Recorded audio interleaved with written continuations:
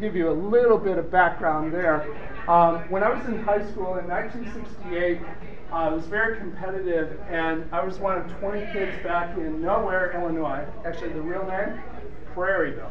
It doesn't get much more rural than Prairieville. I went to a 2-room grade school, went to the big high school, and my junior year I wanted to get out of Prairieville, and so I ended up being interviewed. They narrowed it down to 3 people, sent all the paperwork to the AFS organization in New York City, and I got to go. So I went and lived with a family in Austria.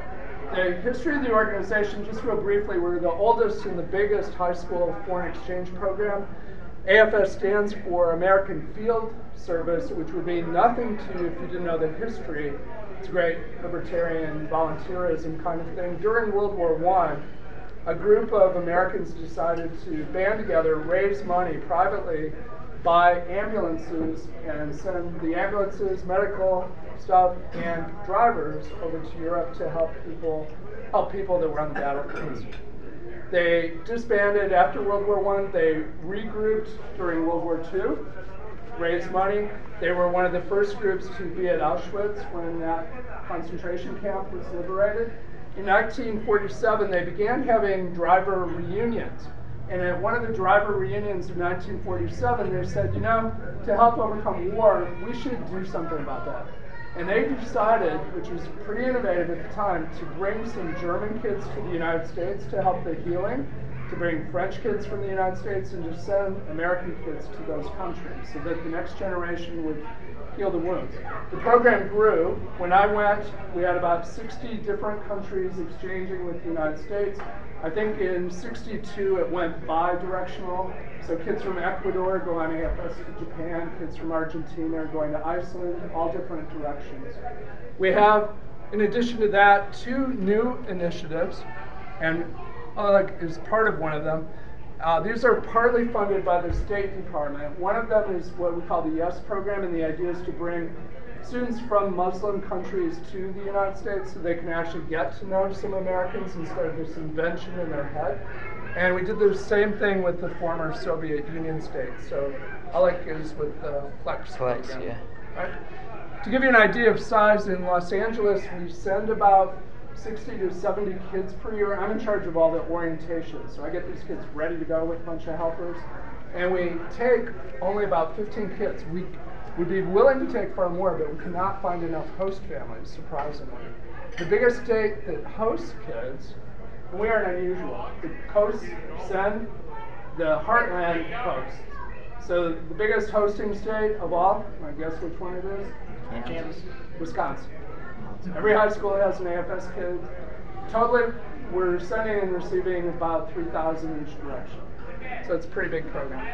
Okay, so I figured you might want to hear about freedom in Russia, or a Russian person's perspective of freedom in the United States. So I asked Oleg to come along. You want to do your standard introduction, and then we'll do it more question and answers, I think.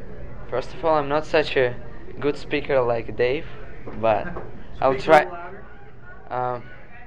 First of all, I'm not such a good speaker like Dave, but I'll try the best I can. So, I'm from Russia, from a town which called Stelitamag. It's like 250,000 population of our city, 250,000 people, and the biggest. I'm living in the Republic of Bashkortostan. It's like state. You have states in America. We have republics. We have like areas. I don't know. It's really hard to explain because it's our thing. So I'm living in the Republic of Bashkortostan. It's like state of California here. So the capital of our republic is Ufa. It's the nearest city. It's like 2 hours drive from my city. It is a pretty big city, millionaire. Like I don't remember exactly what population is it, but it's like 3 million of people, maybe more. So I want to tell you like really briefly about freedom and my point of view, like Russian point of view to Americans. Uh, so what? Okay. Do you wanna I don't tell have us what like you are I'm saying? I'm not prepared, so I'm kind of unprepared. No, Yeah. we said we'd do this in question and answer. So where do you live here? What high school do you go to? Yeah, I'm going to Wistamar private high school in El Segundo. Um, first of all, so What school like? what school like? Compared to back home? Compared to my Russian school, it's pretty much the same school because my school is special school for boys, and like to enter in this school you have to pass special tests, and it's really hard to enter in this school. But we don't have girls in our school. Here you have yeah, but How big here is Wistomar is like 170 people population. My school in Russia, back in Russia, 250 people from different part of our republic. It's we're not paying any money like Wistomar students paying. They're paying a lot of money, but we entering in like in Russia, schools are they're free, but you have to show your knowledges to enter in a good school, to go in a good school. Yeah, something about your family background.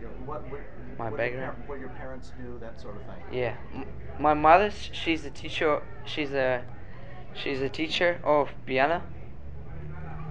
She could be a Russian literature teacher, but like she get a how to say that education in the university like a Russian teacher, Russian literature teacher or Russian language teacher, and she also got education in music, and she's a piano teacher now. My father, he's an engineer in Gazprom, Gazprom organization. It's a government oil gas people, yeah. So Is your family at home different from your family here? Or the differences? like I he no this family here pretty much the same like my family in Russia, but we're not living in a huge house. We're living in condominium in Russia. Here I'm living in the house because it's a lot of people in Russia, they're living in condominiums. We don't have so many houses like here. You have like in Mahan Beach, all houses, like a lot of like big buildings. Now, when you deciding to come or going to engage in this program, did you have any? Did you have any ability to pick where you wanted to go or anything? So they just said once you got into the program, said, "Well, here we're going to decide where to send you," and you just ended up here. It's only Washington D.C. decide where am I going to, which state. So my friends from Russia, we went in different states in different, and I'm the only one lucky who went to L.A. I'm studying private school and everything is so super. I don't know. What are you going to do tomorrow? Tomorrow, yeah. Tomorrow, I'm going to the Central Hall to meet mayor of LA. I think. Oh, yeah. It's a mandatory event for exchange students.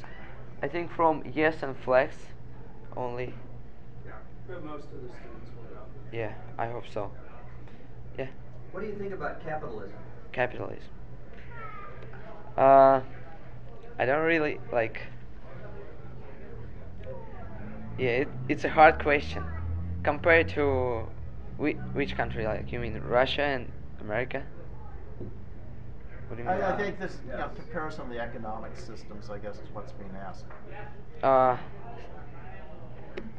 have to think about that. So. Let me try asking that differently. Yeah. Do your mom and dad have enough money